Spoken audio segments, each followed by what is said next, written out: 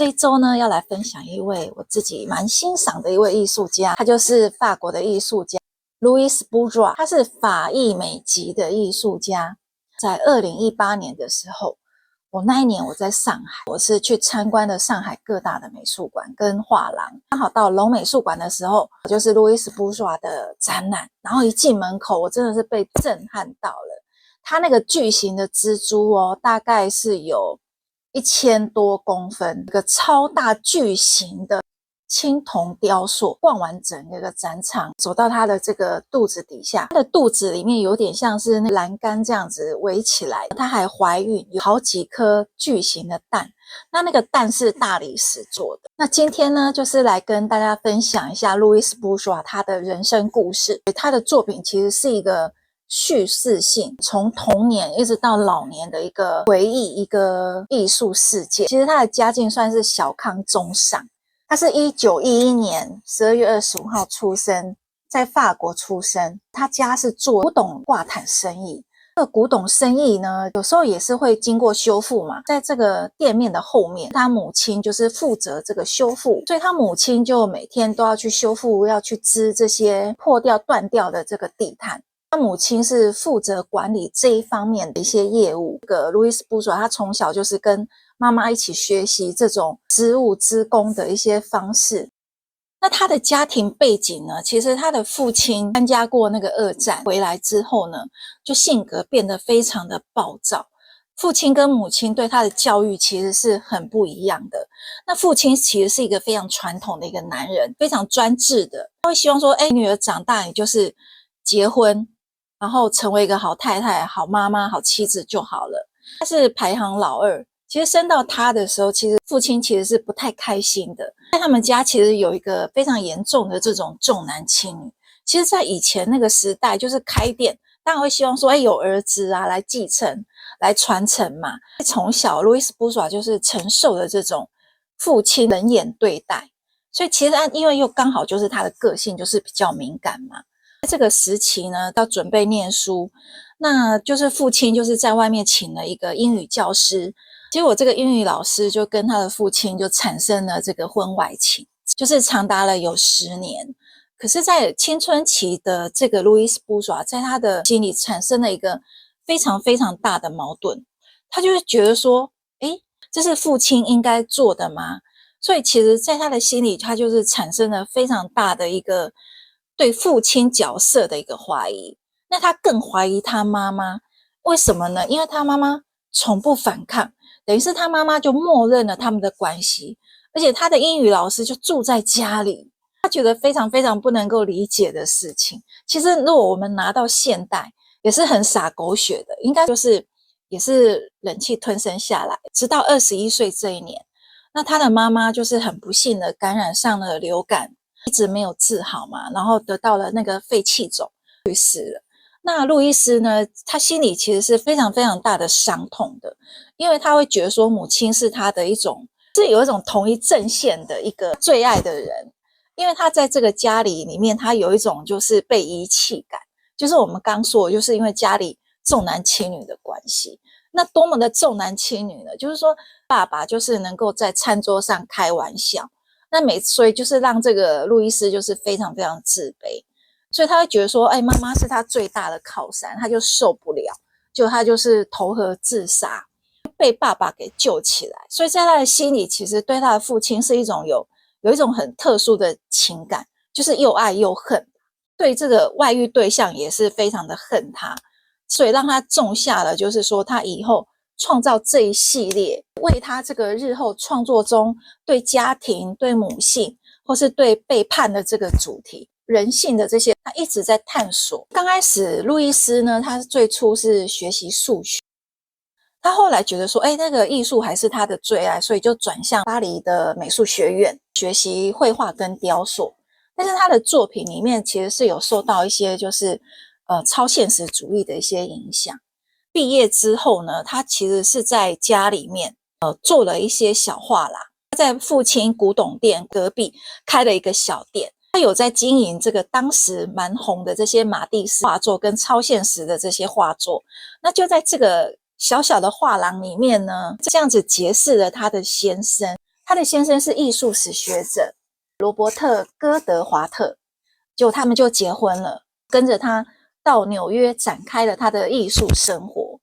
但是他在美国的时候，因为地方比较小嘛，所以他就是开始就是创作的是以版画为主，然后媒材大部分都是以石膏为主。他是成名非常晚的一个艺术家，直到71岁的时候才被看见。作品一直常常在探讨女权的这件事情，因为他曾经在他经营过画廊嘛，那也有在学习的时候也有去罗浮宫打工，因为当时现在的导览，艺术导览的意思，所以他那个时候也是认识了很多很有名的一些艺术家。他有一直感觉到就是一直被打压着，所以他就一直非常怀疑那个社会，跟怀疑他自己的一个能力。直到1970年的时候呢，那他的作品被这个现代美术馆看到，然后邀请他到这个纽约的现代艺术博物馆展览，去做一个个展哦，还邀请他就是可以参加这个1993年来代表我们美国参加威尼斯的双年展。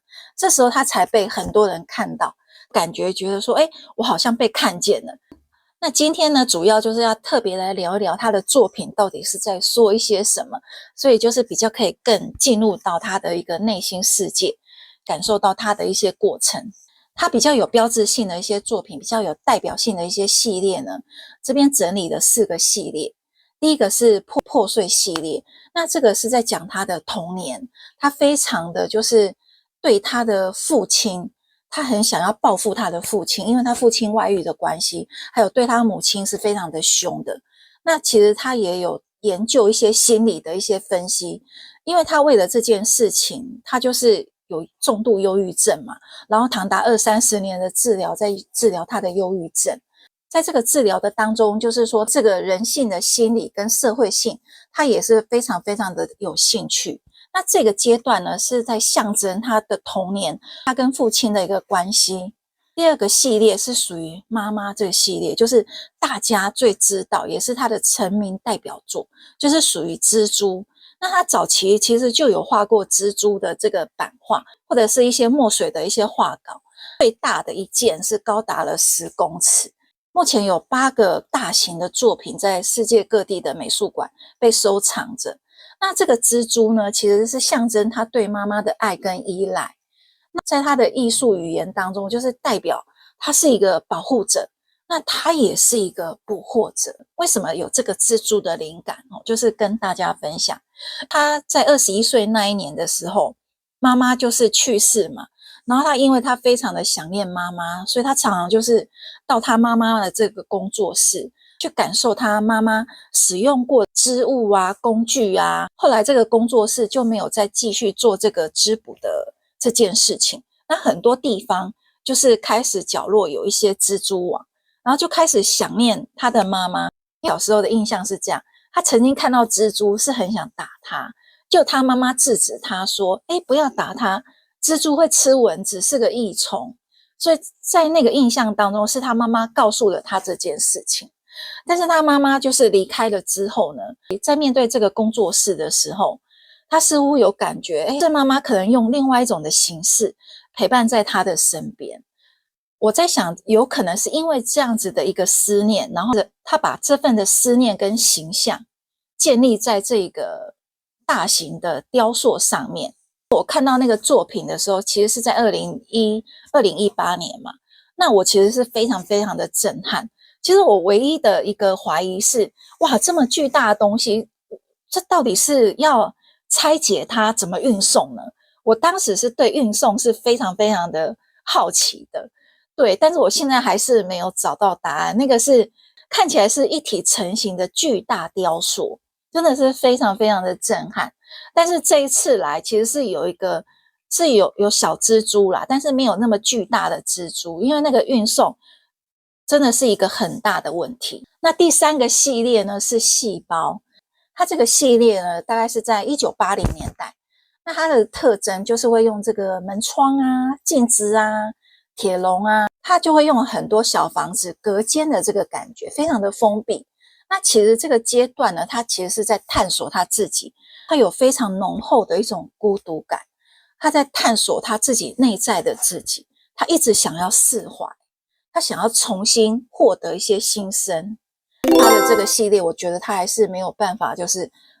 走出以前的那种伤痛。所以我觉得那种父母的影响真的是会影响一辈子。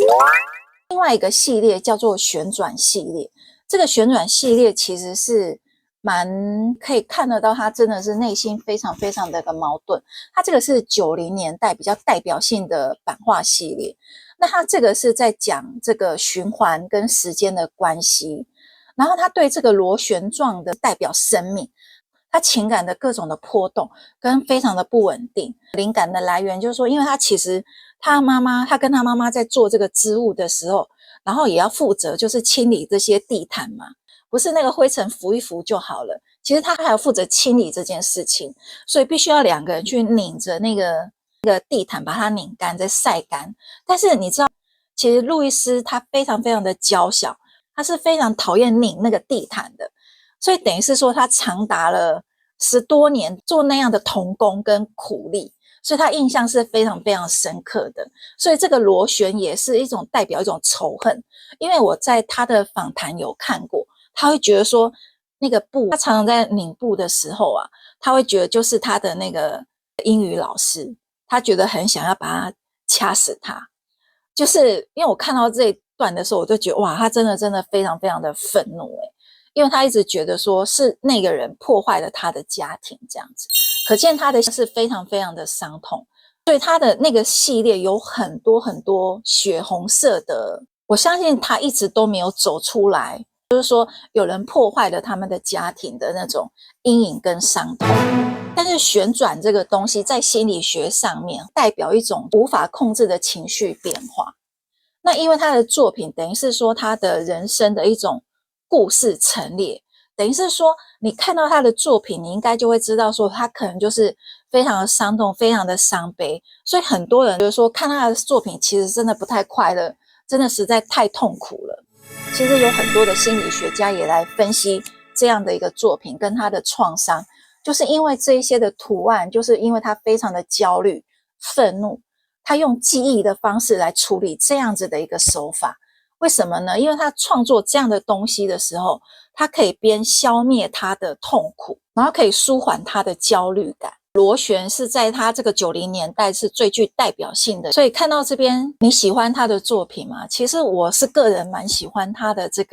蜘蛛的系列，其实我个人是还蛮喜欢的。感觉就是放了很多的情感，因为我觉得艺术是需要放入你很深的一些情感。母亲角色的这个思考，它变成了一种艺术语言，一个非常大胆然后非常创新的一种表现。因为到目前为止，就是还没有人用这种比较特别的来表现一种就是母女间母亲的一个角色，就是用蜘蛛的一个形象这样子，算是这个艺术史以来就是算是第一个人。